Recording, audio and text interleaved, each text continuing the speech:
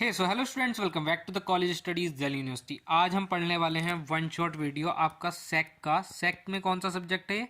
आपका LSE, जिसका नाम है लाइफ स्किल एजुकेशन। तो हम लाइफ स्किल एजुकेशन मतलब आपकी लाइफ में जो भी स्किल्स यूज होने वाली हैं उसके बारे में पढ़ाई करने वाले हैं। आपका सेक का पेपर है, आप ये वीडियो करके जाओगे, आप अपने 30+ इस मतलब 30 का ही पेपर है फॉर द रेगुलर स्टूडेंट्स, और 70 मार्क्स का समथिंग पेपर आता है फॉर द सोल स्टूडेंट्स। तो आप जो भी हैं वो उसके लिए आप उतने स्कोर कर पाएंगे। ठीक है, इसमें सारे मतलब सारा मैं लेक्चर वन शॉट में सब कुछ कवर करा दूंगा आपको। अगर इंपॉर्टेंट क्वेश्चन आंसर की वीडियो चाहिए तो आप कमेंट कर देना वीडियो के नीचे। ठीक, तो बिना वक्त बर्बाद किए स्टार्ट करते हैं यूनिट 1 लाइफ स्किल एजुकेशन का आपका इंट्रोडक्शन पार्ट। यूनिट 1 में सारी चीज़ें हम समझेंगे, उसके कंपोनेंट क्या है, कॉन्सेप्ट क्या है, उसकी सिग्निफिकेंस क्या क्या है। ठीक है, तो बेसिकली आपकी बेसिक लाइफ स्किल्स क्या है कि आपकी साइकोलॉजिकल एबिलिटी है कुछ भी जो आपको एनेबल करती है effectively handle the demand and challenge of the everyday life.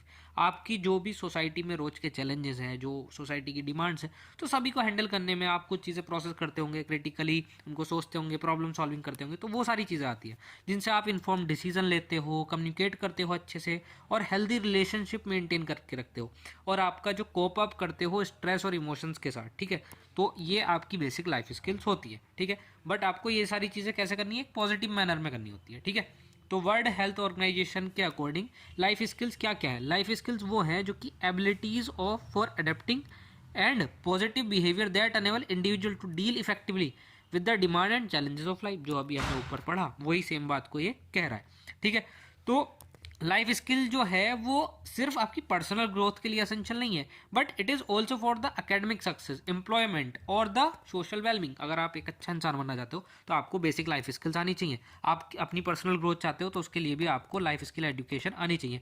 और अगर आपको एकेडमिक सक्सेस मतलब आपको पेपर में ही पास होना है तो आपको लाइफ स्किल एजुकेशन आनी चाहिए। आपके कॉलेज में आप कहीं काम करने जाएंगे तो वहाँ पर ये बेसिक नीड्स होती हैं इन सारी चीज़ों की, इन सारी स्किल्स की। ठीक है, सो सबसे पहले आ जाता है what is the component of the basic life skills. Component क्या क्या है इसके? ठीक है, तो हमने उसको ऐसे डिवाइड कर लिया है कैटेगरीज में, तो एक एक करके पढ़ते हैं। सबसे पहला कंपोनेंट आ जाता है कॉग्निटिव स्किल्स। कॉग्निटिव स्किल्स क्या होती हैं? जैसे कि आपकी सोचने की और रीजनिंग की एबिलिटी। ठीक है, उस चीज़ का रीज़न देना, और आप उसको सोच रहे हो और उनको रिलेट कर पा रहे हो, चीज़ों को क्या करना? रिलेट कर पाना। तो ये आपकी कॉग्निटिव स्किल आ जाती है। ठीक है, तो इसमें क्या क्या आता है? क्रिटिकल थिंकिंग, जैसे आपने बहुत ही क्रिटिसाइज करके चीज़ों को सोचा। क्रिएटिव थिंकिंग, आपने कुछ क्रिएटिविटी आपके दिमाग में आई कि जैसे कि हमारे दिमाग में क्रिएटिविटी आई कि हम अगर नोट्स बनाते हैं तो हम कई सारी जगह से रिसर्च करेंगे, थोड़ा कलरफुल मैनर में नोट्स को रखेंगे, थोड़ा पॉइंटर टाइप में रखेंगे ताकि हम आपको अच्छे से एक्सप्लेन कर सकें और आप उनको एक पॉइंट देख के समझ पाएँ, अपने दिमाग में चीज़ें रिकॉल कर पाएँ। So this is creative thinking. Then problem solving. Problem solving अब क्या हो सकती है? किसी की कोई प्रॉब्लम है और आप उसको एक सॉल्यूशन दे रहे हो विद सम लेजिट इन्फॉर्मेशन। आप कुछ रीजनिंग कर रहे हो, उसकी रीजनिंग कर रहे हो। ठीक है, आप उसके प्रोज एंड क्या देख रहे हो? प्रोज एंड कॉन्स देख रहे हो। ठीक है, तो ये सारी चीज़ें आप प्रॉब्लम सॉल्विंग में आ जाती है। देन डिसीजन मेकिंग, आप कितने अडेप्टिवली होकर चीज़ों को डिसीजन ले सकते हो, कितना फास्ट एंड फ्यूरियस उसमें हो सकते हो। ठीक है, देन आपका आता है इमोशनल स्किल्स। इमोशनल स्किल जो है इंडिविजुअल को अनेबल करती है कि वो मैनेज कर सके उसकी फीलिंग्स को। आप कुछ भी फील कर रहे हैं, आप सैड फील कर सकते हैं, आप एंग्री फील कर सकते हैं। ठीक है, आप हैप्पी फील कर सकते हैं, कुछ भी, आप खुश भी हो सकते हैं ऐसे इसकी कार्टून की तरह। तो आपको अपनी फीलिंग्स को कैसे मैनेज करना है? अगर आप खुश हो तो ऐसा तो नहीं ढोल लेके पहुंच जाओगे, मोहल्ला पूरा ढोल बजा के घूमने लगोगे। या फिर ऐसा तो नहीं है अगर आप सैड हो तो आप इतना रो रहे हो, सबके सागे रो रहे हो, सब लोग आपको कमज़ोर समझने लगे, या कुछ भी आपको समझ सकते हैं, कुछ भी वो प्रेडिक्ट कर सकते हैं। सो आपको उसके लिए आपको सेल्फ अवेयरनेस होनी चाहिए। आपको पता होना चाहिए आपके क्या क्या ट्रिगर पॉइंट्स हैं। ठीक है, आपके क्या क्या ट्रिगर पॉइंट्स हैं, आप किन सिचुएशंस पे रो सकते हो, किन सिचुएशन पे आपको अच्छा लगता है, किन सिचुएशन पे आपको गंदा फील होता है। ठीक है, देन एम्पैथी। एम्पैथी क्या होता है? अगर आपका दोस्त आपको सिचुएशन कुछ बता रहा है, उसने कुछ बताया कि यार मेरा ना फ़ोन टूट गया है, मेरा ना स्क्रीन जो है फ़ोन की वो टूट गई है, then you can relate to him. कि अगर ऐसा नहीं कि वो बता रहा है कि और आप उस पर ही हे कर दिया, ऐसा नहीं चलेगा। मतलब वो चीज़ नहीं होनी चाहिए। एक इमोशनल स्किल्स हैं जिस बंदे के पास, वो क्या करेगा? वो सोचेगा कि यार जब मेरा फ़ोन टूटा था, जब मेरा फ़ोन टूटा था तो कैसा लगा था, मेरे को कैसा फील हुआ था। थोड़ी देर के लिए गंदा लगा था ना, फिर यार पैसे खर्च हो जाएंगे, फ़ोन ख़राब हो गया, 4 घंटे लगेंगे, अब दुकान जाना होगा, सारी चीज़ें। तो एम्पैथी के साथ सोचो कि जो कंडीशन में वो है, खुद को अपने आप को उस चीज़ में रख के देखो, ठीक है। Then stress management, stress management की आपको टेक्निक आनी चाहिए कि ऐसा नहीं कि कल आपका एग्ज़ाम है तो आपने बहुत ज़्यादा स्ट्रेस ले लिया, ठीक है। तो ऐसा नहीं होना चाहिए, स्ट्रेस ले लिया तो उसको आप मैनेज कैसे कर सकते हो।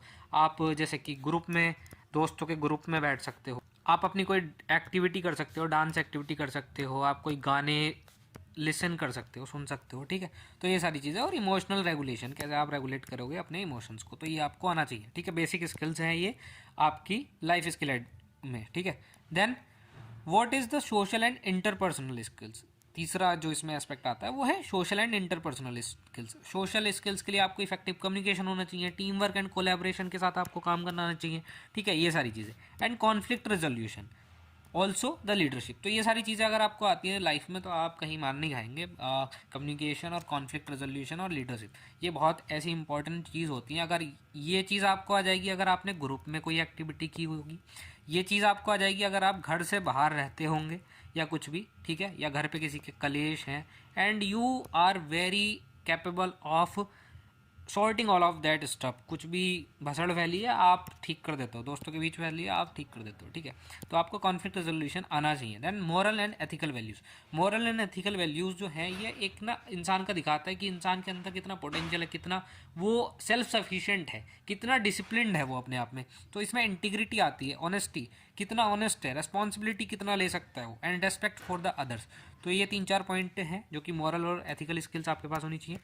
देन आता है व्हाट आर द सिग्निफिकेंस और importance of basic life skills, कि क्या इंपॉर्टेंस है जो लाइफ स्किल्स हमने अभी देखी उनकी, क्या क्या इंपॉर्टेंस है और या क्या सिग्निफिकेंस है, ऐसे कह सकते हैं। सो सबसे पहले आता है एनहांस पर्सनल डेवलपमेंट। तो ये एनहांस करती है आपका खुद का डेवलपमेंट, प्रमोट कर देती है आपका सेल्फ कॉन्फिडेंस है, सेल्फ स्टीम है, या फिर इंडिपेंडेंस, आप कितने स्वतंत्र हो अपने आप में, कितना अपने ऊपर डिपेंडेंट हो, ठीक है। Then improve employability and work culture, ठीक है। अगर आप वर्क कल्चर में हो, आप एम्प्लॉय हो कहीं पे, तो कहीं भी ऑर्गेनाइजेशन में आप टीम वर्क को प्रमोट करेगा, कम्युनिकेशन आपका अच्छा होगा, तो वहाँ सारी चीज़ें ये इंपॉर्टेंट होती हैं। टाइम मैनेजमेंट जैसे कि और लीडरशिप जो अभी हमने ऊपर डिस्कस की, ठीक है। Then promote mental and emotional wellbeing, जो कि अभी हमने देखा, स्ट्रेस को कैसे कॉप अप करना है, प्रेशर में कैसे अपने आप को रखना है, मेंटेन इमोशनल स्टेबिलिटी, यही सारे पॉइंट की क्या क्या इंपॉर्टेंस है, ठीक है। तो देन आता है सपोर्ट्स इफेक्टिव डिसीजन मेकिंग, ठीक है। ये आपको जो डिसीजन मेकिंग है उसमें सपोर्ट करता है, इफेक्टिव डिसीजन मेकिंग लेने में काम करता है। They enable individual to make informed and responsible choices in personal, academic और प्रोफेशनल लाइफ, ठीक है।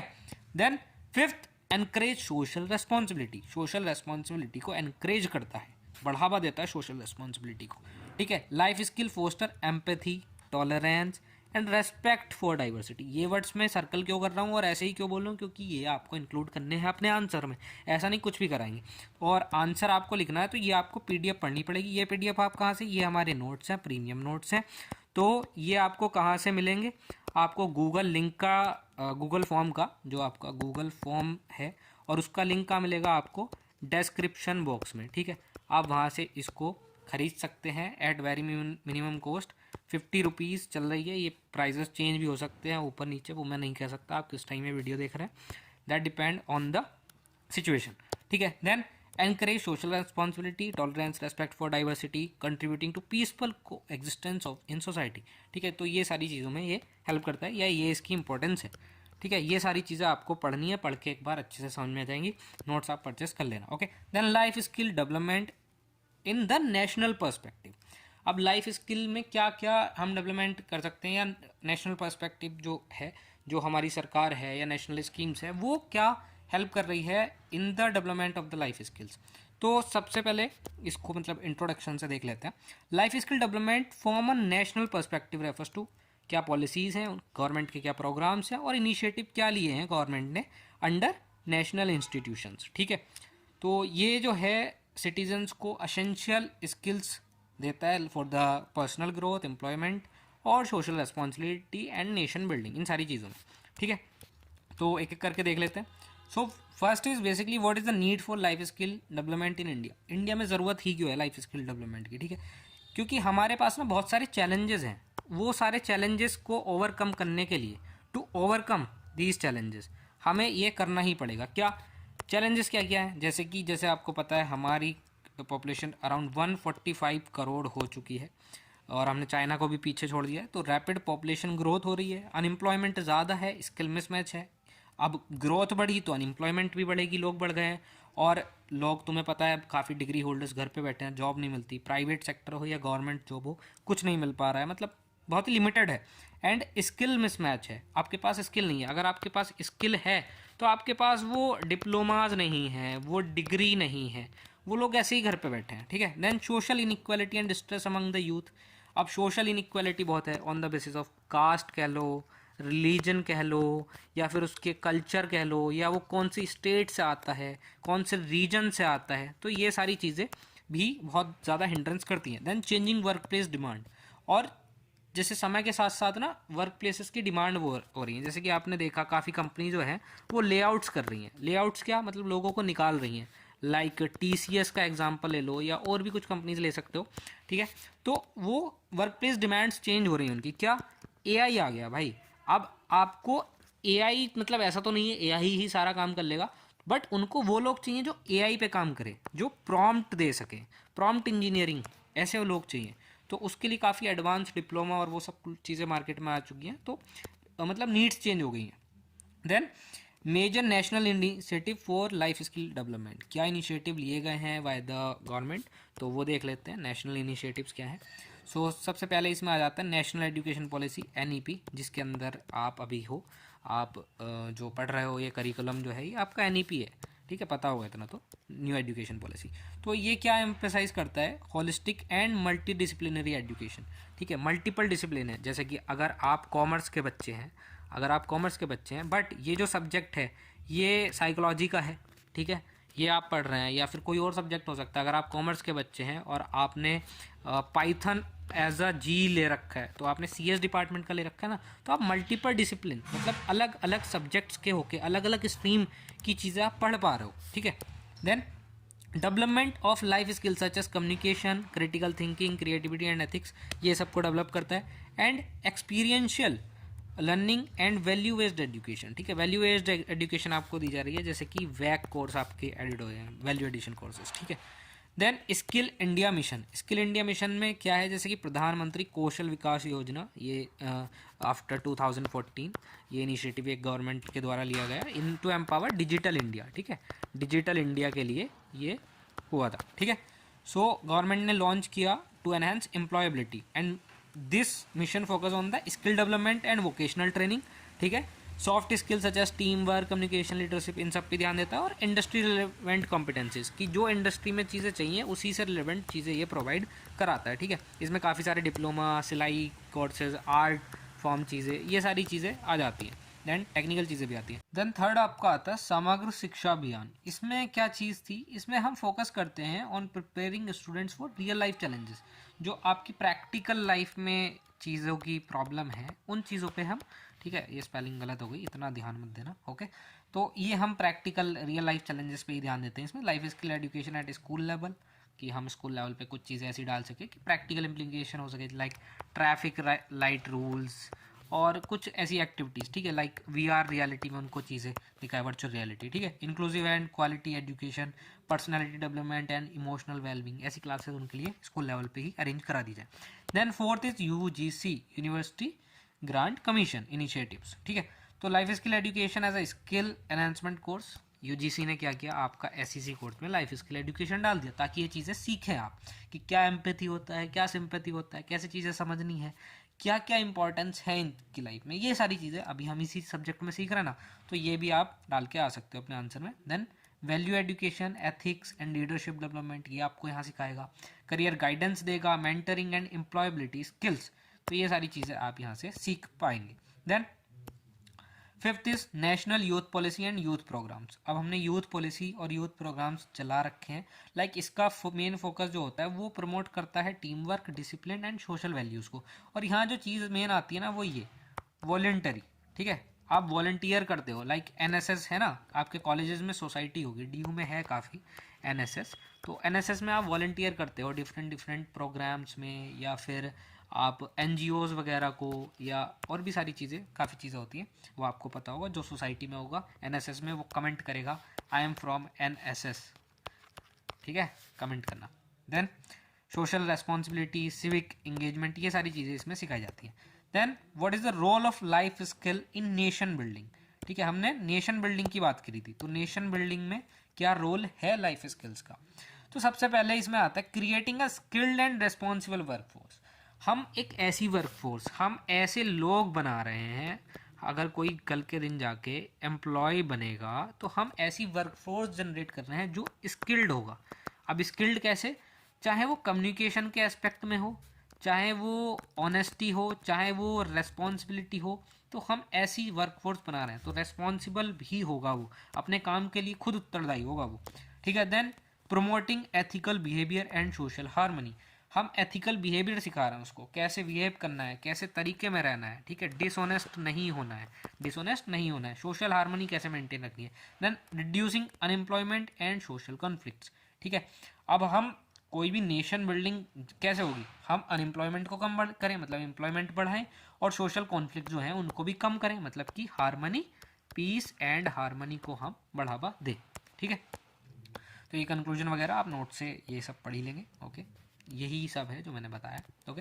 Then universal human values, universal human values हैं कुछ, जिसमें क्या क्या चीज़ें आ जाती हैं, मतलब यही सारी चीज़ें हम पढ़ेंगे, love, compassion, truth, non violence, peace, gratitude, patience and tolerance. बहुत सारी चीज़ों के मीनिंग तो आप मतलब उनके वर्ड के मीनिंग से ही समझ पाएंगे, ठीक है, आपको समझ आ ही रहा होगा।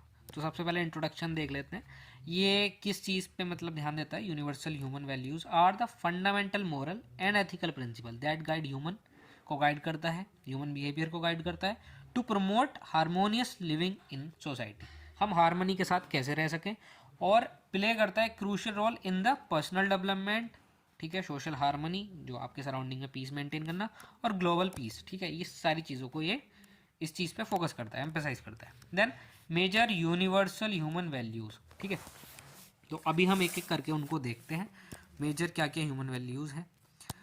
सबसे पहले हम लव की बात करेंगे, मतलब लव जो इसका कंपोनेंट है उसको जानेंगे, और किसी तरीके से इसको ना समझें। It refers to the care, affection, अब लव होता है किसी से केयर करते हैं ना, उसकी affection and concern for other, एक दूसरे के लिए बहुत ही कंसर्न दिखाते हैं, ठीक है, including family members, friends and society at large.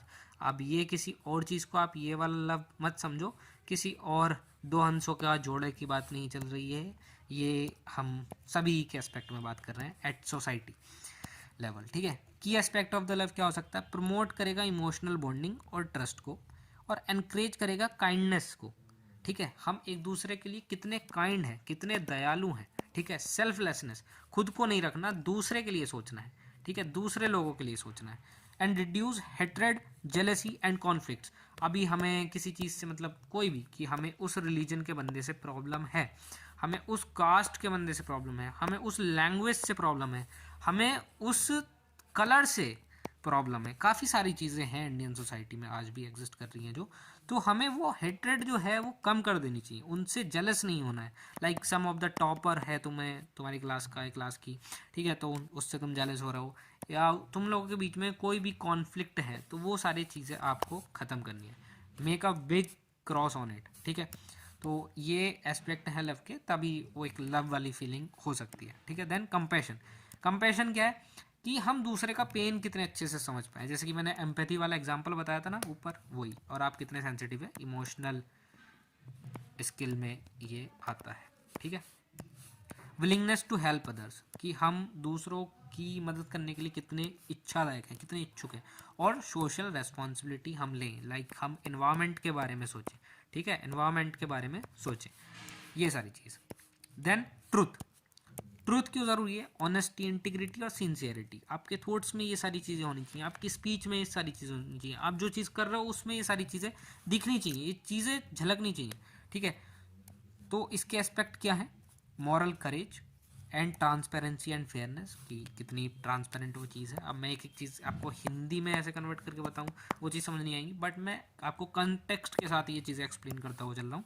And trust worthiness, वो कितना ट्रस्ट वर्दी है दूसरा इंसान, अगर आपके अंदर ये ट्रुथ वाला ऐसे कंपोनेंट है, तो ये सारी चीज़ें आपकी पता चलती हैं। देन इसी में इसकी इंपॉर्टेंस पढ़ लेते हैं। Truth build trust in relationship and credibility in professional life. तो क्रेडिबिलिटी बढ़ाता है आपकी प्रोफेशनल लाइफ, तो आपको यहाँ भी चाहिए प्रोफेशनल लाइफ में, और आपकी रिलेशनशिप में, पर्सनल लाइफ में तो चाहिए ही चाहिए, ठीक है। Then what is a non violence.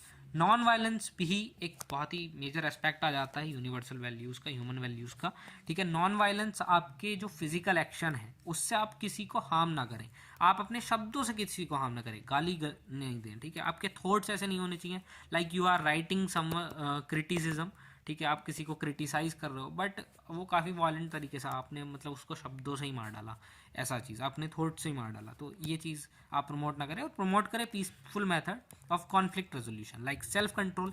आप खुद के ऊपर कंट्रोल कर सकते हैं। अगर आपको किसी ने कुछ बोला, आपको गुस्सा आया, तो आपको ये नहीं कि साहब उसको ये लिया चाकू, चाकू थोड़ा गलत बन गया, जैसा भी है, चाकू लिया और उसको घोंप दिया, तो आपको अपने ऊपर सेल्फ कंट्रोल करना पड़ेगा। देन रेस्पेक्टफुल लाइफ, रेस्पेक्ट करो दूसरे लोगों की, इज्जत दोगे इज्जत मिलेगी, वही सारी चीज़ें इसमें आ जाती हैं, ठीक है। और अपने मतलब जीवन को रेस्पेक्ट दो, लाइक लाइफ में आपको इतना better human as a human being वो मिला है जीवन, तो ह्यूमन वैल्यूज़ में क्या आता है कि आपको इसको रेस्पेक्ट देनी है, ठीक है। देन पीसफुल कम्युनिकेशन, दूसरे इंसान से मतलब प्यार से बात करो। अब मैं क्या ही बात कर रहा हूँ कि कोई सामने से गुस्से से बात कर रहा है तो मैं प्यार से बात कैसे ही कर पाऊँगा। हाँ, चीज़ थोड़ा प्रैक्टिकली सोचने में लगती है, but if we practise those things तो ये चीज़ें आ जाती हैं कि इसके क्या ही मुँह लगना है यार, इससे मतलब थोड़ा सा मीठा नियत कर लो, मतलब नॉर्मली बात कर लो, okay. Then peace, peace refer करता है इनर काम एंड एक्सटर्नल हार्मनी, आपके मन की शांति और बाहर भी वातावरण में शांति, एक्सटर्नल इन्वायरमेंट में। It involves mental stability and peaceful coexistence with others, तो हम मेंटली स्टेबल हैं अपने आप में, और हम उनके साथ ना बहुत अच्छे से, मतलब जो बाहर लोग हैं उनके साथ बहुत ही पीसफुली रहना है। तो इसके की एस्पेक्ट क्या है? इमोशनल बैलेंस, अगर हम अपने इमोशंस को बैलेंस करके रखेंगे तो सारी चीज़ें बढ़िया। Stress management and conflict resolution, okay, ये यहाँ आ जा। देन ग्रेटिट्यूड, ग्रेटिट्यूड क्या होता है? ग्रेटफुल टू अदर्स, अगर इसका मीनिंग समझे हम, ठीक है, ग्रेटफुल टू अदर्स मतलब हम थैंकफुल हैं भगवान के, हमारे पास जो भी है आई एम थैंकफुल और दैट, ठीक है। तो जो भी दिया हुआ है भगवान का दिया हुआ, दौलत है, शोहरत है, ठीक है, ये सारी चीज़ें, नाना पाटेकर का डायलॉग याद आ गया यहाँ से, इंक्लूडिंग पीपल, अपॉर्चुनिटीज़ और लाइफ एक्सपीरियंस जो भी है हमारे पास, उसके लिए हम थैंकफुल रहें, ठीक है। तो पॉजिटिव थिंकिंग रखनी है आपको, पॉजिटिव थिंकिंग रखनी है, containment and the emotional satisfaction, ये सारी चीज़ें होनी ज़रूरी है भाई, ठीक है। देन पेशेंस, पेशेंस भी आपको मतलब आपको काम रहना है, शांत रहना है, कंपोज रहना है, टॉलरेंट ड्यूरिंग डिफिकल्टीज। टॉलरेंट जो है वो हम अगले उसमें समझेंगे। आप टॉलरेंट का मतलब, ठीक है, कि कोई मार रहा है कि नहीं, मैं तो मर्द हूँ, मैं असली मर्द हूँ, अल्फा मेल हूँ, आप टॉलरेट कर पा रहे हैं उसका टॉर्चर, ये सारी चीज़ें नहीं, और भी चीज़ें, मतलब थॉट्स में कुछ चीज़ें आ रही हैं एंड तुम उस चीज़ को कि मैं गुस्सा अपना पी गया, मैं समझ पाया, तो आप वो कैसे टॉलरेट कर पा रहे हो, वो सारी चीज़ें इसमें आती हैं। की एस्पेक्ट क्या है? इमोशनल कंट्रोल, तो आपको इमोशन कंट्रोल दिखा होगा कि ये हर जगह आ रहा है, ये चीज़, तो आपको ये तो आपको रखना ही है। देन प्रेजर्वेंस एंड स्ट्रेस टॉलरेंस, ये सब आपको आना चाहिए। देन टॉलरेंस क्या होता है? वही आ गया। एक्सेप्टिंग डिफरेंसेस इन बिलीव्स, उसके क्या बिलीफ है उसमें डिफरेंस हो सकते हैं, उसका ओपिनियन, कल्चर, लाइक कोई डिबेट चल रही है उसमें चीज़ें हो सकती है, किसी का लाइफ स्टाइल, उसमें सब चेंजेस हो सकते हैं, तो आप उसको कैसे लेते हो विदाउट प्रीजुडाइज और हॉस्टिलिटी, ठीक है। तो आपने प्रीजुडाइज मतलब कि पहले से उसको कोई जजमेंट ना दे देनी, और उसके जो चेंजेस हैं, जो अंतर है, उसको एक्सेप्ट करना। रेस्पेक्ट फॉर डाइवर्सिटी, लोग डिफरेंट होते हैं, लोगों के कल्चर अलग हैं, लोगों के कल्चरल बिलीफ्स अलग हैं, लोगों के रहने का तरीका अलग है, उनका लाइफ स्टाइल अलग है, उनकी लैंग्वेज अलग है, तो उनको आपको एक्सेप्ट करना है। अगर आप वर्क प्लेस पे जाओगे, लाइक आप दिल्ली यूनिवर्सिटी में आए हो, दिल्ली यूनिवर्सिटी कितना डाइवर्स है, कितना डाइवर्स है, यहाँ डिफरेंट स्टेट से, डिफरेंट कल्चर से, डिफरेंट कंट्रीज से लोग हैं यार, ठीक है। तो आपको सबको रिस्पेक्ट करना चाहिए, डो नॉट मतलब डिस्क्रिमिनेट टू एनीवन, ठीक है। Then open mindedness and democratic values, ये सारी चीज़ें आपको समझ में आनी चाहिए, ये चीज़ अपने अंदर उतारो, तभी इस सब्जेक्ट को लेने का फ़ायदा है और ये सारे इनिशिएटिव का फ़ायदा है। अगर आप समझ रहे हो, just not for the papers, आप थोड़ा समझ के भी इन चीज़ों को समझो यार, ठीक है, ये काफ़ी ज़रूरी है। Then what is the importance of what is the importance of universal human values, कि इसकी क्या इंपॉर्टेंस आ गई अब। तो अभी हमने यूनिवर्सल ह्यूमन वैल्यूज़ पढ़ी, अब इसकी हम इंपॉर्टेंस पढ़ेंगे। अब ये इंपॉर्टेंस ना आपको खुद समझ में आ जानी चाहिए अभी, अगर आपने ध्यान से यहाँ तक पढ़ा है, समझा है, तो नहीं तो ये सारा आप कुछ नोट से पढ़ ही लोगे, ठीक है। बट अभी बता देता हूँ इंपॉर्टेंस क्या क्या है। ये प्रमोट कर रहा है आपका एथिकल बिहेवियर को और मॉरल डेवलपमेंट, जैसे कि हमने पढ़ा कि हमें सच बोलना है, ऑनेस्टी के साथ रहना है, नॉन वायलेंस, ये सारी चीज़ें हमने पढ़ी, ठीक है। तो राइट और रॉन्ग के बीच में हम अंतर कर सकें, हम डिस्टिंग्विश कर सकें उन चीज़ों के बीच में, इस चीज़ के लिए होता है, ठीक है। तो ये लाइफ स्किल बेस्ड जो एजुकेशन है, तो ये हमारी वैल्यूज़ को नर्चर करता है, मॉरल रीजनिंग को अच्छा करता है और एथिकल कंडक्ट इन सारी चीज़ों में हेल्प करता है। Then what is this, then इसमें सेकंड पार्ट आ जाता है स्ट्रेंथन इंटरपर्सनल रिलेशनशिप। लाइक हमने कम्युनिकेशन की बात करी तो इंटरपर्सनल रिलेशनशिप बढ़िया होंगी और हम वर्क प्लेस, फैमिलीज और कम्युनिटी में लॉन्ग लास्टिंग रिलेशनशिप बनाए रख पाएंगे। Then third is encourage emotional intelligence and empathy. Empathy की अभी हमने बात करी। एनहेंस करता है सेल्फ अवेयरनेस और इमोशनल रेगुलेशन को, ठीक है, स्ट्रेस के साथ कैसे कोप अप करना है वो सारी चीज़ें। और रिड्यूस करता है कॉन्फ्लिक्ट, वायलेंस और सोशल टेंशन्स जो हैं उनको कम करने में। लाइक हम पीस के साथ रहें, नॉन वायलेंस में रहें। Tolerance promote peaceful conflict resolution, कि हम अगर हम टॉलरेट कर पा रहे हैं, चीज़ें समझ पा रहे हैं, उनका जो डिफरेंस है उनको एक्सेप्ट कर पा रहे हैं, तो हम अगर ये ज़्यादा है कि अगर हम इसे समझ पा रहे हैं तो हम पीसफुल कॉन्फ्लिक्ट रेजोल्यूशन करा सकते हैं, ठीक है। Then fifth is support peaceful coexistence and social unity. हम साथ में रह सकते हैं, एक डाइवर्स सोसाइटी में हम साथ में मिलके रह सकते हैं एंड फोस्टर कर सकते हैं harmony and mutual respect for each others, acceptance of the cultural, religious and ideological differences, ये सारी चीज़ें हम समझ सकते हैं, ठीक है। देन नेक्स्ट टॉपिक आता है what is the role of education in promoting universal human values. अब हमें सबको पता है एजुकेशन ना बहुत ही ज़रूरी टूल है, ठीक है। तो एजुकेशन एक ऐसी चीज़ है कि इंसान को ज़मीन से लेके मतलब धरती से उठा के आसमान तक, फलक तक पहुंचा सकती है। So education is like that tool, कि अगर आपने बहुत सारे कोट भी पढ़े होंगे, ठीक है। सो एजुकेशन का क्या रोल होता है, integrating values education in curriculum, ठीक है। हमने जैसे कि करिकुलम में चीज़ें डाल दी, स्टूडेंट आप लोग अभी समझ पा रहे हो, तो ये आपके करिकुलम में ना, एनईपी में सेक का सब्जेक्ट है तभी ये आप पढ़ रहे हो, नहीं होता तो आप क्यों ही पढ़ते इस सब्जेक्ट को। आपके कॉमर्स में, आपके फिजिकल साइंसेज में, आपके कंप्यूटर साइंसेज में ये सब सारी चीज़ें थोड़ी ना सिखाई जाती है आपको, तो आप एनईपी में पढ़ पा रहे हो। Then second, encouraging cooperative learning and team work, ठीक है। आपको टीम वर्क सिखाना बहुत ज़रूरी है, क्योंकि आप जब किसी कॉर्पोरेशन में जाओगे, किसी ऑर्गेनाइजेशन में जाओगे, आप अपना बिजनेस करोगे तो आपको टीम वर्क की ज़रूरत पड़ेगी, आप कोई भी प्रोजेक्ट करोगे, ठीक है। तो टीम वर्क आपका स्ट्रेंथ करता है, सोशल स्किल्स को और म्यूचुअल अंडरस्टैंडिंग को बढ़ाता है, ठीक है। आपका टॉलरेंस, कि अगर आप ग्रुप में 4, 8, 10 बंदों के साथ काम करोगे तो आप टॉलरेट कर पाओगे, सारी चीज़ों के बीच में डिफरेंसेस समझ पाओगे, ठीक है, और उनके डिफरेंसेस को एक्सेप्ट कर पाओगे। Then third is organising community service and social activities. आप कम्युनिटी सर्विसेज और सोशल एक्टिविटीज़ को ऑर्गेनाइज कर पाओगे बहुत अच्छे से। Participation in community services like social work, outreach programmes, ठीक है। तो ये सारी चीज़ें होनी चाहिए, और ग्रेटिट्यूड वगैरह, रेस्पॉन्सिबिलिटी आप सब सीख जाएंगे।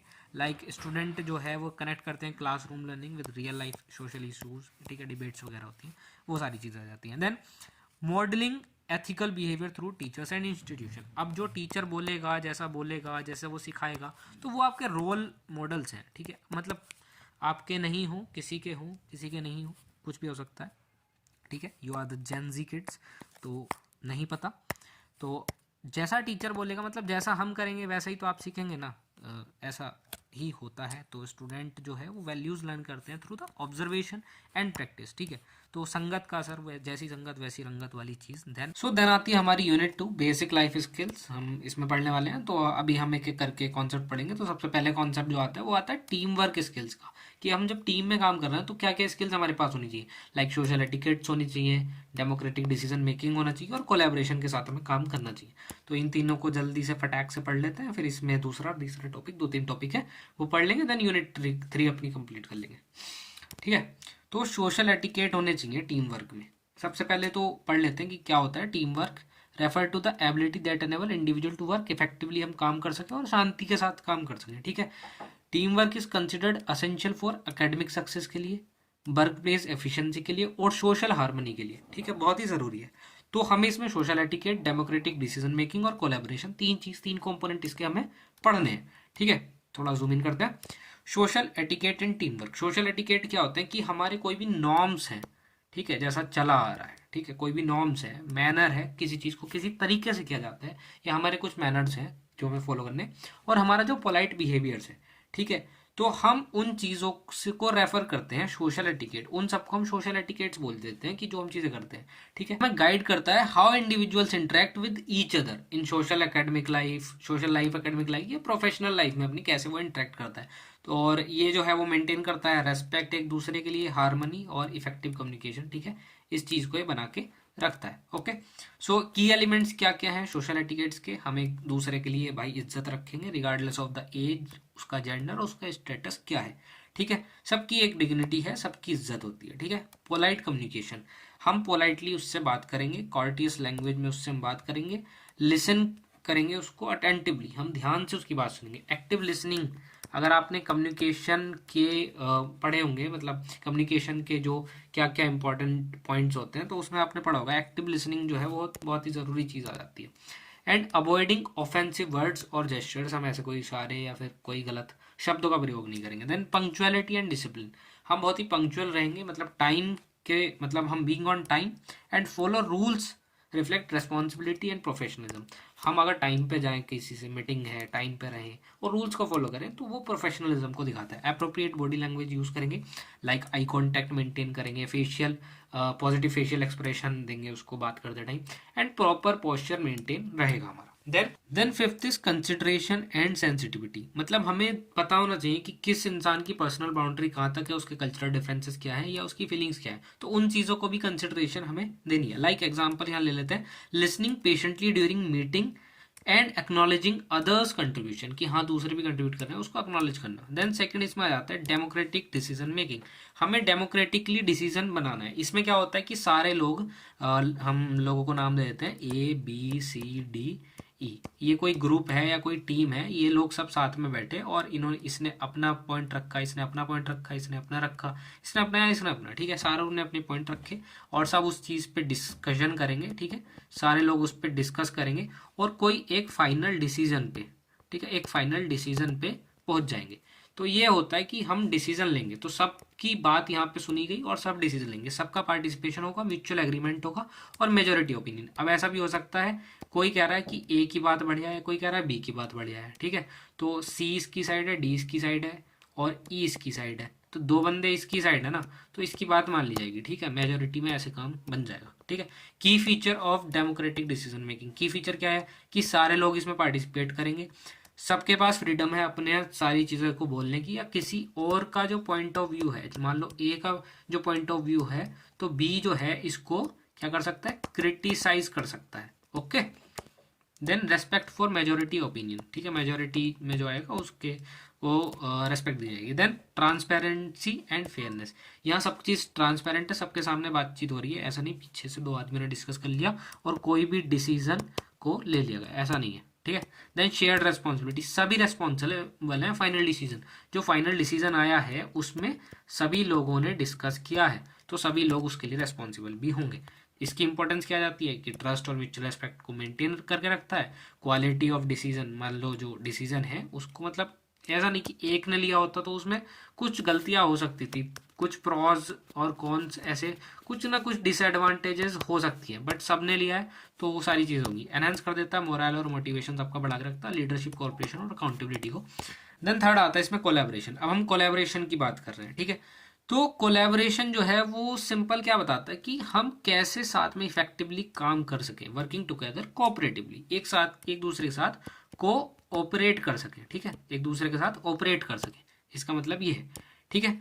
और ये हम कॉमन गोल पे ही यहाँ पे बात करेंगे। इसके की फीचर क्या हो सकते हैं, की फीचर क्या क्या है, शेयर्ड गोल होगा, म्यूचुअल कोऑपरेशन होगी, मतलब एक दूसरे का सपोर्ट और एक दूसरे की मदद से ही काम चलेगा यहाँ पे, ठीक है। इफेक्टिव कम्युनिकेशन जो है वो स्मूथ कोऑर्डिनेशन को एनहांस कर देता है, ठीक है। देन शेयर्ड रेस्पॉन्सिबिलिटी, टास्क और रेस्पॉन्सिबिलिटी जो है वो एक दूसरे के बीच में ही बटे हुए होंगे। एंड रेस्पेक्ट फॉर डाइवर्सिटी, मतलब यहाँ पे डिफरेंट लोग, सारी वही जो हमने चीज़ें ऊपर डिस्कस की थी यूनिट 1 वाले पार्ट में, वही सारी चीज़ें यहाँ पे ये आ जाएंगी, ठीक है। इसकी इंपॉर्टेंस क्या क्या है, एनहांस करेगा, इम्प्रूव करेगा एफिशिएंसी और प्रोडक्टिविटी को, बिल्ड करेगा ट्रस्ट और टीम स्पिरिट को, ठीक है। यहाँ टीम को ही हमेशा ऊपर दिखा सकते हैं इंपॉर्टेंस में सारी चीज़ें, ठीक है।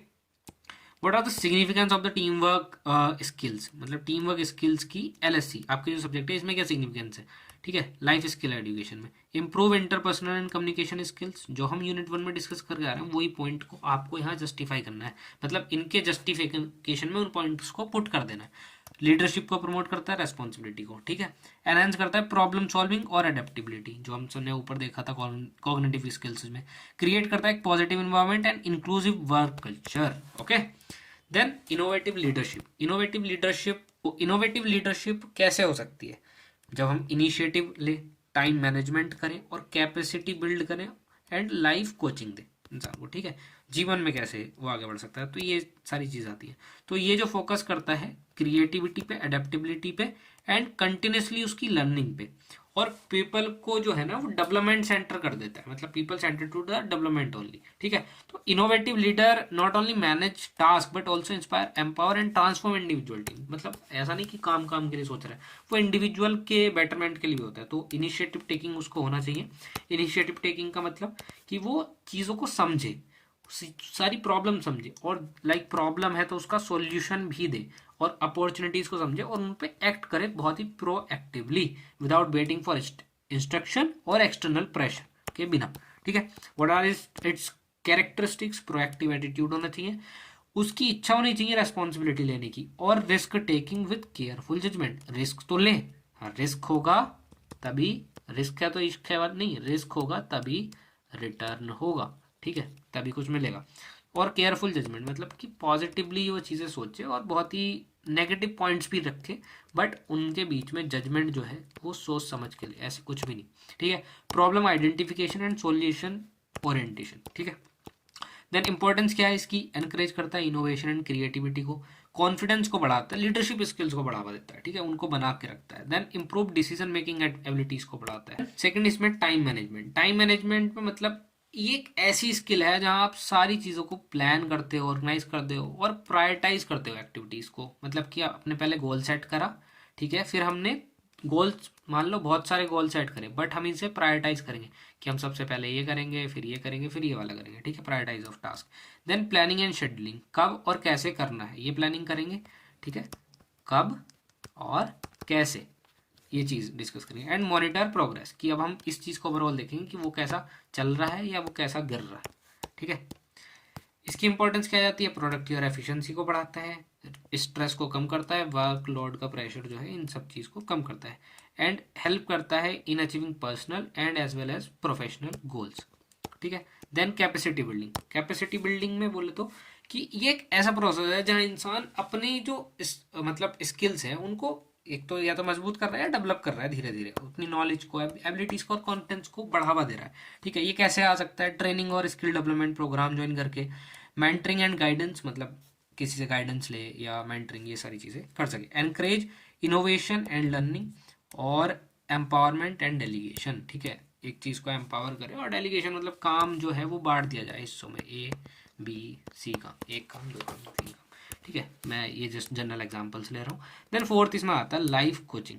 लाइफ कोचिंग में सिंपल चीज़ है कि ये जो है ना एक सपोर्टिव लीडरशिप प्रैक्टिस है जहाँ पे एक लीडर जो है वो गाइड करता है, मोटिवेट करता है और एम्पावर मतलब बढ़ावा देता है, ठीक है, उनके अंदर ऐसा मोटिवेशन भर देता है एकदम इंडिविजुअल्स के अंदर, टू आइडेंटिफाई गोल्स, चैलेंजेस जो है उनको ओवरकम करने के लिए, और पर्सनल प्रोफेशनल ग्रोथ को वो अचीव कर पाएगी, ठीक है। इसके की एस्पेक्ट्स क्या है, सेल्फ अवेयरनेस, जब एक इंडिविजुअल है उस वो सेल्फ अवेयर ही नहीं है कि मुझे क्या चाहिए, मेरे अंदर क्या पोटेंशियल है, और सेल्फ रिफ्लेक्शन उसका क्या है, क्या कर सकता है वो, ठीक है। तो ये सारी चीज़ें जब तक नहीं पता होंगी तो बात नहीं बनेगी भाई।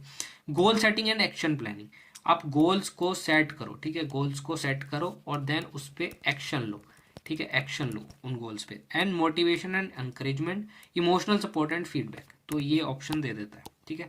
बाकी ये PDF आपको पढ़नी ही पड़ेगी, ठीक है, और नीचे आपको गूगल फॉर्म का क्या मिलेगा, लिंक मिलेगा, कहाँ मिलेगा, डिस्क्रिप्शन बॉक्स में मिलेगा, okay. Then career building skills, career building skills क्या क्या आ जाती हैं, ठीक है।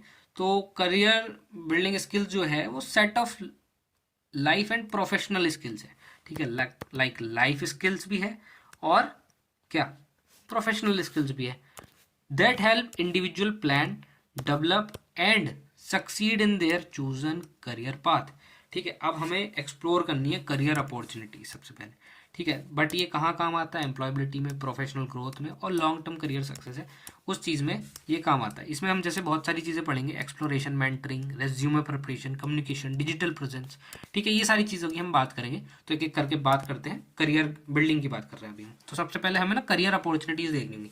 मान लो आप अपना करियर बिल्ड कर रहे हो, तो सबसे पहला काम क्या करोगे कि क्या क्या आपके पास अपॉर्चुनिटीज़ हैं, आप उसको आइडेंटिफाई करोगे, समझोगे और इवेल्युएट करोगे डिफरेंट करियर ऑप्शन की। अगर साहब मैं सीए बनूंगा तो मैं ये कर सकता हूँ, ये ऑप्शंस हैं कि क्या करियर ऑप्शंस हैं। इवेल्युएट करेंगे इन ऑप्शंस को, ये तो ऑप्शन ही है, इसको इवेल्युएट करेंगे कि इससे पैसा मिलेगा कि नहीं, पैसा मिलेगा कि नहीं। ठीक है, या फिर मैं लॉयर बनूंगा, ठीक है, और या फिर मैं आईएएस बनूंगा, ऑफिसर बनूंगा, या आईपीएस बनूंगा। कुछ भी करियर ऑप्शन आपके हो सकते हैं। मैं डांसर बनूंगा, मैं म्यूजिशियन बनूंगा, कुछ भी हो सकते हैं। तो आप उसका ना सेल्फ असेसमेंट करोगे ऑफ इंटरेस्ट एंड स्किल्स का, मतलब अपने आप का सेल्फ असेसमेंट करोगे। Awareness of emerging career fields की क्या करियर फील्ड्स इवॉल्व कर रहे हैं, लाइक आज के टाइम में एआई, प्रॉम्प्ट इंजीनियरिंग वगैरह। Understanding job roles and qualifications कि क्या जॉब रोल्स हैं, क्या क्वालिफिकेशन उनके लिए, किस चीज़ की नीड है। ठीक है, आप वो करोगे और करियर प्लानिंग करोगे, गोल सेटिंग करोगे अपनी यहाँ से। ठीक है, देन मेंटरिंग। मेंटरिंग में क्या आ जाता है कि मेंटरिंग जो है वो डेवलपमेंटल रिलेशनशिप आपका बताती है, in which an experience person guide and support a less experience person. मान लो मुझे इस सब्जेक्ट की नॉलेज है, मुझे सारी चीज़ें पता है, तो आई एम हाईली एक्सपीरियंस्ड। अगर मैं ये चीज़ें पढ़ा रहा हूँ, I am highly experienced about it. But आपको नॉलेज नहीं है, आपने क्लास में लेक्चर लिया या आपने सिर्फ एक इस वीडियो से लेक्चर लिया और आपने नहीं पढ़ा या आपने ये चीज़ें प्रैक्टिस नहीं की अपनी लाइफ में, तो you have less experience on it. या ऐसा हो सकता है कोई साहब गेमिंग में बहुत तगड़ा है, ठीक है, कोई भी स्टूडेंट गेमिंग में अच्छा है, बट मैंने कोई गेमिंग नहीं की, तो मेरे को उसमें एक्सपीरियंस बहुत कम है। तो यहाँ जो वो गेमर होगा वो मेंटर होगा, मैं मेंटी होऊंगा। ठीक है, वो मेरा मेंटर होगा, वो मुझे समझाएगा। एक हाईली एक्सपीरियंस पर्सन एक लो एक्सपीरियंस पर्सन को बता रहा है। ठीक है, मेंटर मेंटी का रिलेशनशिप ये कुछ ऐसा होता है। Then role in career building, इसका रोल क्या होता है? ये गाइडेंस देगा। जैसे कि मैं अगर आपको यहाँ पढ़ा रहा हूँ या मैं कोई आपको चीज़ें समझाने लगूँ, like I am more experienced to than you, तो मैं यहाँ आपको गाइडेंस दूंगा और डायरेक्शन दूंगा कि आप ये चीज़ ऐसे कर सकते हो। जैसे कि डीयू के एग्जाम्स में कैसे लिखना है वो गाइडेंस, या और सारी चीज़ें, like help in skill and confidence development में। ठीक है, and it also offers real world insight and motivation. ठीक है, कि आज मतलब प्रैक्टिकल इम्प्लीकेशंस इसके जो होते हैं वो सारी चीज़ें इसमें डिस्कस कर दी जाती है। Then resume preparation. रेज्यूमे तो आपको सबको ही पता है, सीबी बनाना, जिसमें कि एक फॉर्मल डॉक्यूमेंट है जहां आप अपने सारा कैंडिडेट का education, professional data, skills, experience, ये सारी चीज़ें, अपनी अचीवमेंट सब कुछ बताते हो। ठीक है, personal contact details, personal details like name, father's name या कुछ, ये सारी चीज़ें डाल सकते हो। Educational qualification, skill and achievement, work experience अगर कुछ है तो ये काफ़ी इंपॉर्टेंट चीज़ है वैसे तो। और इंटर्नशिप भी आप डालते हो इसमें, अपनी अचीवमेंट्स डालते हो, स्किल्स। ठीक है, ये सारी चीज़ें। Facing interview and group discussions. ठीक है, तो इंटरव्यू स्किल्स आपके पास होनी चाहिए, लाइक फेस इंटरव्यू आपके जो होते हैं। तो इसमें क्या क्या? कम्युनिकेशन स्किल्स, कॉन्फिडेंस और आपका एटीट्यूड क्या है। एटीट्यूड वो नेगेटिव नहीं होना चाहिए, it should be positive attitude, तो इतना भी ध्यान रखें। Knowledge and problem solving ability आपकी है कि नहीं, आपको कोई क्वेश्चन दे दिया गया तो आपको उसकी नॉलेज है, आप उस प्रॉब्लम को सॉल्व कर पा रहे हैं कि नहीं in the given time. Then preparation includes, मतलब इंटरव्यू की प्रिपरेशन आप कैसे करेंगे, तो आप का एक क्लियर सेल्फ इंट्रोडक्शन होना चाहिए, आपको अपने बारे में पता होना चाहिए, उस चीज़ से भी क्वेश्चन रेज किए जाएंगे आपसे। देन सब्जेक्ट की नॉलेज होनी चाहिए जिस आप फील्ड में, और आपकी बॉडी लैंग्वेज, पोस्चर, और आप कितने ऑनेस्ट हैं। अगर कोई चीज़ नहीं आती तो उसको मना कर दो कि मेरे को नहीं आती, सॉरी सर और मैम। ठीक है, देन इसमें group discussion, like group discussion skill, GD. तो जीडी जो है वो इवेलुएट करता है लाइक टीम वर्क, लीडरशिप पे, लिसनिंग एंड एनालिटिकल स्किल्स क्या है, और आपका respect for other opinions. Like हम ग्रुप डिस्कशन कर रहे हैं, तो लाइक हम ग्रुप डिस्कशन कर रहे हैं, ये जीडी आपका चल रहा है, एक बंदा यहाँ यहाँ यहाँ यहाँ, ठीक है, ये ऐसे लोग बैठे हैं, तो इसने कोई बात बोली बट तुम उसकी बात को ऐसे कॉन्ट्राडिक्शन दे रहे हो, बट ये इंसान उसकी रेस्पेक्ट करके कॉन्ट्राडिक्शन दे रहा है, तो ये बेटर इवेल्युएट करेगा, इसको डबल पॉजिटिव मिलेगा, आपको एक पॉजिटिव मिलेगा। ठीक है, तो ऐसे चीज़ें इफेक्ट करती हैं, तो इन सारी चीज़ों का इवेल्युएशन होता है। ठीक है, तो आपको क्या स्किल होनी चाहिए इफेक्टिव जीडी के लिए? क्लैरिटी ऑफ थॉट्स होना चाहिए, ठीक है, आपके थॉट्स बहुत क्लियर होने चाहिए, पोलाइटली आप बातचीत करें, कम्युनिकेशन करें, आपका पोस्चर, गेस्चर्स सारे ठीक होने चाहिए, ठीक है, जेस्चर्स। देन लॉजिकल रीजनिंग आप वहाँ बिल्ड करने की कोशिश करें। Then presentation skills, presentation skills में कि आपने अपना आइडिया जो है वो क्लियरली प्रेजेंट किया, कॉन्फिडेंटली प्रेजेंट किया और बहुत ही अच्छे मैनर में प्रेजेंट किया कि नहीं, इफेक्टिव वे में, ठीक है, बिफोर एन ऑडियंस, ठीक है, ऑडियंस के सामने। देन की एलिमेंट्स क्या क्या है इसके, क्लियर एंड स्ट्रक्चर कंटेंट होना चाहिए आपका। Then effective verbal and non verbal communication, non verbal क्या आ गया, ये जो जेस्चर्स की और बॉडी लैंग्वेज की बात चली है ना, ये नॉन वर्बल ही आ जाता है, और इफेक्टिव वर्बल कम्युनिकेशन जो आप बोल रहे हो। Then use of visual aids, मतलब आप विजुअल्स डाल सकते हैं और पीपीटी दिखा रहे हैं। ऑडियंस एंगेजमेंट बनाए रखें throughout the session. Then sixth is creating social media profile, आपका एक सोशल मीडिया प्रोफाइल भी होना चाहिए। यहाँ मैं इंस्टा और एफबी की बात नहीं कर रहा हूँ, ठीक है, तो यहाँ पे हम डिजिटल प्लेटफॉर्म पे अपना एग्जिस्टेंस दिखाएं, हम प्रोफेशनल एग्जिस्टेंस दिखाएं। प्रोफेशनल एग्जिस्टेंस कहाँ होता है, लाइक लिंक्डइन, ठीक है, लिंक्डइन पे या फिर naukri.com और अदर थिंग्स, मतलब काफ़ी सारी ऐप्स हैं, तो मैं ऐसा नहीं कोई पर्टिकुलर ऐप का नाम ही आपको सजेस्ट करूँ। Using digital platform responsibility to showcase your skills, achievement और करियर इनसाइट। लिंक्डइन का एग्जांपल बेस्ट है, अगर हम वहाँ देखें तो सारी चीज़ें आप लोग ऐड करते हो, सबकी एक लिंक्डइन प्रोफाइल मेंटेन करते हैं सभी लोग। आई होप आपने भी बनाई रखी हो, नहीं बना रखी तो देखो, थोड़ा अपना एग्जिस्टेंस करो अपनी प्रोफेशनल लाइफ का, ठीक है। प्रोफेशनल ऑनलाइन आइडेंटिटी होती है आपकी, ethical and responsible content sharing होता है, ठीक है। Then networking and learning opportunities, ये एथिकल वाली जो बात बोली ना, ठीक है, आप यहाँ जो आपके सर्टिफिकेट्स वगैरह हैं वो भी अपलोड करते हो, सारी चीज़ें एथिकल ही होती हैं। जो कंपनी है उसमें आप डालते हो वो आपको एंडोर्स करती है कि हाँ, वेरीफाई करती है उस चीज़ को। Then networking and learning opportunities, आप यहाँ नेटवर्क बना सकते हो, लोगों से कनेक्ट कर सकते हो। सिग्निफिकेंस ऑफ करियर बिल्डिंग की क्या क्या सिग्निफिकेंस है, ये एम्प्लॉयबिलिटी को बढ़ावा देता है, build confidence and professionalism, okay, और आपका कम्युनिकेशन और लीडरशिप एबिलिटीज़ को बढ़ावा देता है, अच्छा बनाता है, प्रिपेयर करता है individual for competitive job markets, ठीक है, and support life long career growth. So अब आती है आपकी unit 3, significant life skills and techniques. तो सिग्निफिकेंट जो है मतलब आप इसको असेंशियल भी बोल सकते हैं, ठीक है, आपकी असेंशियल लाइफ स्किल्स और टेक्निक्स क्या क्या हैं, तो एक एक करके पढ़ते हैं। So first is developing strategies for enhancing life skills, हम लाइफ स्किल्स को कैसे एनहेंस कर सकते हैं, क्या डेवलपिंग स्ट्रेटेजीज उसके लिए हो सकती हैं। तो लाइफ स्किल्स जो है वो असेंशियल एबिलिटी है, ठीक है, आपको इतना तो अभी तक आपको समझ में आ गया होगा कि डिमांड और चैलेंजेस को, ठीक है, एवरीडे लाइफ की हम कॉप अप करते हैं उन सारी एक्टिविटीज़ के साथ, ठीक है। तो ये personal growth, emotional wellbeing, employability, social harmony सब पढ़ लिया हमने यूनिट 1 में, यूनिट 2 में, ठीक है। तो अब हम स्ट्रेटेजीज देखते हैं इसकी। स्ट्रेटेजीज सबसे पहले क्या है, integrate life skill education curriculum. अब बताओ क्या ये चीज़ मेरे को बताने की ज़रूरत है, एनईपी में हमने डाल दी, एजुकेशन के लिए डालेंगे, जिससे हम होलिस्टिकल डेवलपमेंट प्रमोट करेंगे, एथिकल एंड सोशल अवेयरनेस लाएंगे बच्चों के बीच में।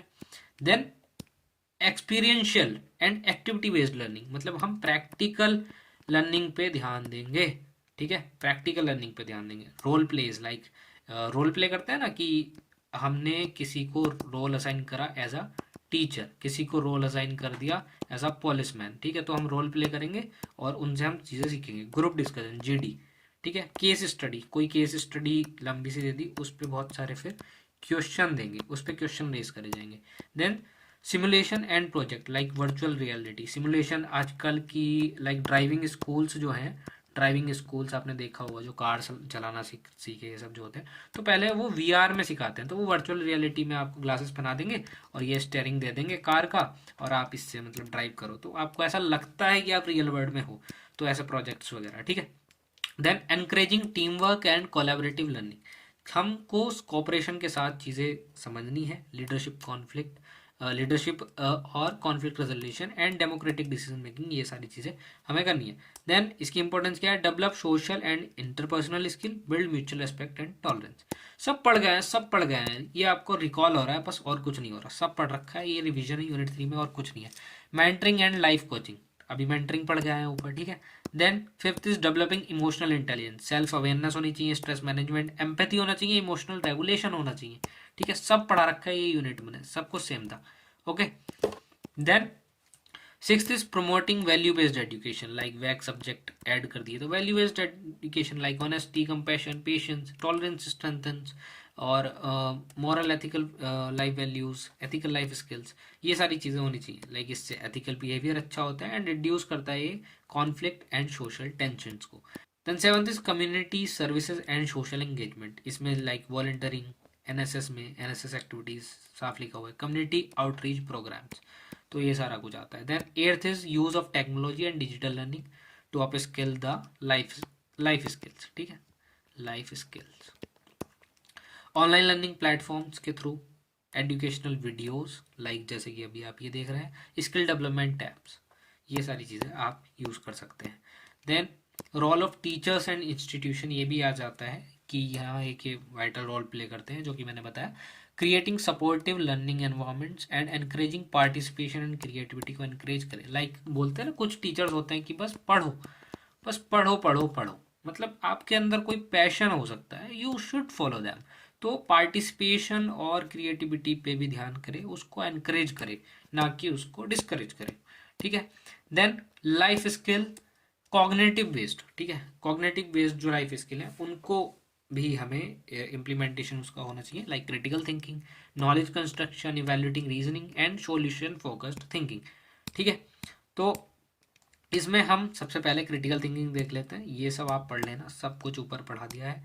ये आपका सेल्फ कॉन्फिडेंस पढ़ाता है, इंडिपेंडेंस और इंटेलेक्चुअल मैच्योरिटी को आपको ये दिखाता है, इसे डेवलप करने में हेल्प करता है। एंड क्रिटिकल, सबसे पहले क्रिटिकल थिंकिंग। क्रिटिकल थिंकिंग क्या है कि आप स्किलफुली एनालाइज कर सकें, इवेल्युएट कर सकें। एनालाइज मतलब कि आपने क्या देखा, ठीक है, देखा। इवेल्युएट मतलब कि आपने उसके रिजल्ट, प्रॉस कॉन्स, क्या अच्छी बातें हैं, क्या डिसएडवांटेजेस हैं, वो सारी चीज़ें निकाली, इंटरप्रेट करी उससे information in order to form a reason judgement, और आप किसी डिसीजन पे पहुंच गए, ठीक है। तो आप इसमें अजम्पशन ले सकते हो, कुछ अजम्पशन जो है उन्हें क्वेश्चन कर सकते हो और आइडेंटिफाई कर सकते हो उसकी बायसनेस, उससे वेट करोगे on the basis of the evidence, और उससे कंक्लूजन आप कुछ निकाल लोगे, ठीक है, कंक्लूजन निकाल लोगे। देन इसमें क्या क्या, मतलब जब हम जाते हैं तो ये क्या, मतलब हम समझे इसको डिटेल में, इन डेप्थ देखें, तो सबसे पहले इसमें क्या प्रोसेस आता है, क्या इसका प्रोसेस है पूरा। तो इसमें हम एनालिटिकल थिंकिंग करते हैं, सारे कॉम्प्लेक्स इश्यूज जो हैं उसको ब्रेक डाउन करेंगे स्मॉलर पार्ट्स में, ठीक है। देन उसको इवेल्युएट करेंगे, इवेल्युएटिव थिंकिंग से सोचेंगे, ऐसा जज करेंगे उसकी क्रेडिबिलिटी, रिलेवेंस है कि नहीं, इन्फॉर्मेशन वो काम की है कि नहीं है। ओपन माइंडेडनेस मतलब कंसिडर करेंगे अल्टरनेटिव पर्सपेक्टिव। मान लो कोई इन्फॉर्मेशन थी, तो हम तो देख रहे हैं कि हाँ इससे हम 100 करोड़ का टर्नओवर कर लेंगे अपना, बट अगर हम ऑल्टरनेटिव पर्सपेक्टिव से इसको देखें तो कहीं ना कहीं हमें इस पे प्रॉफिट तो आ ही नहीं रहा, हम लॉस में जा रहे हैं। टर्नओवर हमारा आ रहा है, बट हमारी कॉस्ट जो है वो भी तो आउट रन कर रही है ना, ओवर रन कर रही है कॉस्ट, तो उसका कोई फ़ायदा नहीं है। तो हम ऑल्टरनेटिव चीज़ें भी देखेंगे, या कोई भी चीज़ का सॉल्यूशन है। तो अगर मान लो कोई मेरे को चीज़ ब्लिंकिट करनी थी, बट मेरे को सस्ती पड़ रही है किस पे, जैप्टो पे, तो मैं जैप्टो कर लूँगा, या फ्लिपकार्ट मिनट्स कर लूँगा, या और कुछ कर इंस्टामार्ट कर लूँगा, ठीक है। काफ़ी ऑल्टरनेटिव आप ऐसे देख सकते हैं। Then reflective thinking, examine personal beliefs and assumption, okay. देन आता है नॉलेज कंस्ट्रक्शन। नॉलेज कंस्ट्रक्शन में क्या आता है, नॉलेज कंस्ट्रक्शन जो है वो बेसिकली एक्टिवली आप जो भी इंडिविजुअल है वो क्रिएट करते हैं understanding by connecting new information to prior knowledge, ठीक है। आपकी मान लो कोई भी आपको नॉलेज है किसी भी बारे में, तो आपके पास कोई प्रायर इन्फॉर्मेशन है, प्रायर नॉलेज है, बट उसमें आप नई इन्फॉर्मेशन को ऐड ऑन करेंगे, कुछ एक्सपीरियंस को ऐड ऑन करेंगे, और उसका रिफ्लेक्शन क्या है वो सारी चीज़ें समझेंगे, ठीक है। तो उससे जो है आपने इन्फॉर्मेशन रिसीव करी, वो सब ये आ गया कि आपने अपनी नॉलेज बिल्ड की, connecting new ideas to existing concept, interpreting reflecting experiences and collaborative learning, ठीक है, through discussion and team work. Then continuous refinement of understanding, मतलब आप कोई भी चीज़ है तो उसकी प्रैक्टिस करेंगे तो उससे वो चीज़ें ना रिफाइन हो जाएंगी। लाइक कोई बॉलर है और कोई बैट्समैन है, वो बैटिंग करे और मतलब प्रैक्टिस करे उस चीज़ की, तो वो सब चीज़ें हो जाएंगी, ठीक है। Then evaluating reasoning, evaluating reasoning में क्या आ जाता है कि हमको ना आइडेंटिफाई करना है हिडन अजम्पशंस को इन आर्ग्यूमेंट्स। लॉजिकल कंसिस्टेंसी मतलब हमें लॉजिकल पैटर्न देखने हैं, लॉजिकल क्या देखना है हमें, पैटर्न, ओके। एंड रिकॉग्नाइज करना है कॉग्निटिव बायसेस, ठीक है। एंड एनालाइज करने हैं सारे एविडेंसेस बिफोर फॉर्मिंग कंक्लूजन पे जाने से पहले, ठीक है। तो हमें एक रीजनिंग बिल्ड करना है, एक हमें ये सारी चीज़ें डिटेक्ट करनी है, क्या अजम्पशन है, लॉजिकल एरर्स क्या है और कहाँ इनकन्सिस्टेंसीज हैं, तो वो सारी चीज़ें हमें ढूंढनी पड़ेंगी इसमें, ठीक है। Then fourth is solution focused thinking. Solution focused thinking बोले तो आप कंसंट्रेट करोगे ऑन फाइंडिंग प्रैक्टिकल सॉल्यूशन, ठीक है। आपको ऐसा है ना कि सॉल्यूशन पे ध्यान देना। अगर कोई मान लो कोई भसड़ हो गई है, आपके जीवन में कोई रायता फैल गया है, तो आप उससे घबराने कि सबसे पहले तो आपने घबराना नहीं है, ठीक है। तो आपको प्रॉब्लम सोचनी है rather than dwelling on obstacle और फेलियर्स, ठीक है। मैं फेल हो जाऊंगा, ये हो जाएगा, वो हो जाएगा, नहीं ना। कॉलेज स्टडीज ड्यू से पढ़ो, अभी सब्सक्राइब करो। कैसे हो जाओगे भाई फेल, कैसे हो जाओगे? पढ़ो, नोट्स मिल रहे हैं, इतने सस्ते नोट्स मिल रहे हैं आपको, ठीक है। कम से कम पढ़ तो लो, एक्सप्लेनेशन मिल रही है आपको फ्री में, पढ़ लो, स्क्रीनशॉट ले लो यार, नहीं अफोर्ड कर सकते तो ओके, थोड़ी मेहनत कर लो, ठीक है। बट कर सकते हो मेहनत भी मत कर लेना सारे ही लोग, ठीक है। अगर आपके पास पैसे हैं तो आप नोट्स परचेस कर लेना, गूगल फॉर्म लिंक है। और चैनल को भाई सब्सक्राइब तो कर ही लो, क्योंकि आपके ये ड्यू की जो आपकी एकेडमिक जर्नी है उसमें बहुत ही काम आने वाला है। मतलब आपके लिए बहुत ही सारा कंटेंट बहुत ही अच्छे तरीके से सारी रिसर्च करने के बाद, काफ़ी मेहनत करने के बाद आप तक हम डिलीवर कर रहे हैं। So please subscribe. So back to the concept, solution focused thinking involve करता है आइडेंटिफाई करेंगे हम अपना क्लियरली गोल्स को, देन फोकस करेंगे ऑन स्ट्रेंथ एंड रिसोर्सेज, क्या हमारी स्ट्रेंथ है, ठीक है, और क्या हमारे पास रिसोर्सेज है इंस्टेड ऑफ लिमिटेशन, ठीक है। तो हमें ये नहीं कि क्या चीज़ रोक सकती है, हमें इस पर ध्यान देना है कि किस चीज़ से हम फोड़ सकते हैं, okay. Then generating actionable solution, हमें एक्शनेबल सॉल्यूशन लेना है, ऐसा नहीं कि कुछ भी हमने बोल दिया बट वो एक्शंस में हम कन्वर्ट नहीं कर सकते। तो ऐसा कुछ सोचना है जिसको हम कर भी सकें, ठीक है। Then maintaining a positive proactive mindset, ठीक है, पॉजिटिव रहना है आपको कैसी भी सिचुएशन हो। इसके significance of cognitive based life skills के क्या है सिग्निफिकेंस, ये इंप्रूव करता है एनालिटिकल थिंकिंग को, डिसीजन मेकिंग को, जैसा कि बताया कोर कॉन्सेप्ट है इसका। ये एनहेंस करता है learning, adaptability and problem solving को। देन डेवलप करता है intellectual independence and self confidence. Then prepare करता है इंडिविजुअल को कि वो कॉम्प्लेक्स लाइफ सिचुएशन जो है उनको हैंडल कर सके और वर्क प्लेस चैलेंजेस को भी हैंडल कर सके, ओके। देन आ जाती है आपकी यूनिट 4। जी हाँ, यूनिट 4 भी है, इसकी एप्लीकेशंस है। सुन लो भाई सुन लो, इतनी वीडियो लंबी नहीं हुई है, समझ लो। आपके 30 नंबर या 70 नंबर, मतलब सोल के लिए 70 नंबर का पेपर, सब इसी में से घुमा फिरा के सब इसी में से क्वेश्चन आएगा, इससे बाहर कुछ नहीं आएगा, चाहे पेपर 100 नंबर का क्यों ना आ जाए, okay. So unit 4 application of the life skill in field work. सबसे पहले stress management and coping strategies. तो अभी हमें स्ट्रेस मैनेजमेंट करना है। अब आपको पेपर का स्ट्रेस हो रहा होगा, तो स्ट्रेस जो है वो बेसिकली नेचुरल रेस्पॉन्स है आपकी बॉडी का और आपकी माइंड का, अंदर की चीज़ें हों या बाहर की चीज़ें हों या कोई भी चैलेंजेस हो उनके लिए, चैलेंजेस हो, थ्रेट्स हो, ये सारी चीज़ें, ठीक है। तो इसके लिए जो है वो मतलब क्या कर सकते हैं, stress can motivate individual, stress से आप मोटिवेट भी हो सकते हैं कि हाँ परेशान हो जाऊंगा तो मैं वो कर सकता हूँ। और एक्सेसिवली नेगेटिवली इफेक्ट्स भी उसके हो सकते हैं, लाइक फिजिकल हेल्थ पे या इमोशनल वेलबींग एंड प्रोडक्टिविटी, कुछ भी हो सकता है, ये कैसे भी आपको स्ट्राइक कर सकता है। तो सबसे पहले तो मीनिंग समझ लेते हैं स्ट्रेस का, ये क्या होता है। ये साइकोलॉजिकल या फिजियोलॉजिकल रिएक्शन होता है टू परसीव्ड प्रेशर और थ्रेट, ठीक है। It occurs when demands exceed an individual ability, मतलब हमारा एबिलिटी जो है, मान लो हमारे पास एबिलिटी जो है वो है 100 रुपये खर्च करने की, बट भाई यहाँ डिमांड कितने की आ गई, गर्लफ्रेंड से डिमांड कितने की आ गई, 200 रुपये की। तो कैसे करोगे भाई, यहाँ तो इज्जत का रायता फैल जाएगा। तो इसमें आप स्ट्रेस में आ जाओगे, ठीक है। Stress can be positive, positive भी हो सकता है, मोटिवेटिंग ग्रोथ भी दे सकता है, और नेगेटिव भी हो सकता है, कुछ भी कर सकता है, ठीक है। देन इसका एग्जाम्पल भी देख लेते हैं। वैसे फीलिंग नर्वस बिफोर एग्जाम, ये आपका पॉजिटिव होता है, versus constant worry about deadline, ये आपका डिस्ट्रेस होता है, ठीक है, नेगेटिव इम्पैक्ट देता है। सोर्सेज ऑफ स्ट्रेस क्या हो सकते हैं, एकेडमिक प्रेशर प्रेशर और वर्कलोड जो अभी चल रहा है, work place challenges and deadlines, ठीक है, हाँ ये आगे आपकी लाइफ में आ जाएगा। फाइनेंशियल प्रॉब्लम्स किसी के साथ हो सकती है, किसी के साथ नहीं, भगवान करे आपके साथ ना हो कभी। देन रिलेशनशिप और सोशल कॉन्फ्लिक्ट्स, इन सब से भी स्ट्रेस आता है। और हेल्थ रिलेटेड इश्यूज, कोई ज़्यादा बीमार रहता है, ये सारी चीज़ें। स्ट्रेस के इफेक्ट क्या हो सकते हैं, फिजिकल, इमोशनल, बिहेवियरल और कॉग्निटिव, ये सारे हो सकते हैं। फिजिकल में headache, fatigue, high blood pressure, emotional anxiety, irritability, mood swings, ठीक है। और बिहेवियर में क्या, पुअर कंसंट्रेशन, प्रोकास्टिनेशन, पहले से ही चीज़ें सोच ली, कुछ भी फालतू फालतू ओवर थिंकिंग, सोशल विड्रॉल, ठीक है। Then cognitive impair decision making, memory issue हो सकता है, लॉजिकल रीजनिंग आप बिल्ड नहीं कर पा रहे हैं, ये सारी चीज़ें भी हो सकती हैं। अब स्ट्रेस से कैसे कोप अप करें, कैसे करें कोप अप, ठीक है। तो सबसे पहले प्रॉब्लम फोकस्ड स्ट्रेटेजी आपको अपनानी है।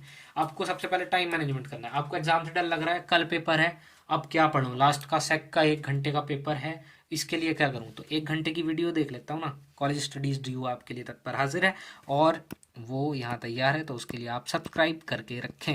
Okay, so problem focus strategy आपको लेनी है, टाइम मैनेजमेंट करना है, अपने टास्क को प्रायोरिटाइज करना है, प्लान करने हैं अपने शेड्यूल्स वगैरह जो भी है कि मैं भाई 2:30 से अपना 3:30 बजे तक ये काम कर लूँगा, शाम को मतलब दोपहर के 2 बजे से 4 बजे तक मेरे को अपना सिलेबस निपटाना है और रात के 8 से 12 तक मुझे रिवाइज कर लेना है, एक बार नोट्स पढ़ लेना है। Seeking solution, breaking problems into manageable steps, मतलब कोई प्रॉब्लम बहुत बड़ी है तो इसको टुकड़ों में बांट दो, लाइक आप अपने हैप्पी बर्थडे का केक काटते ना, तो उस तरीके से इसको कट कर लो पार्ट्स में और इसको एक एक करके सॉल्व करने की कोशिश करो। ओके, देन स्किल डेवलपमेंट, आपको लर्निंग टेक्निक्स पे ध्यान देना है और उसके चैलेंजेस क्या है, क्या हर्डल्स हैं, उनको हैंडल करना है। देन बीज इमोशन फोकस्ड स्ट्रेटेजी, आपको इमोशंस पे फोकस करना है, ठीक है। रिलैक्सेशन टेक्निक आप प्रैक्टिस कर सकते हो, like deep breathing, meditation, yoga. Positive thinking, मतलब आप अपनी स्ट्रेंथ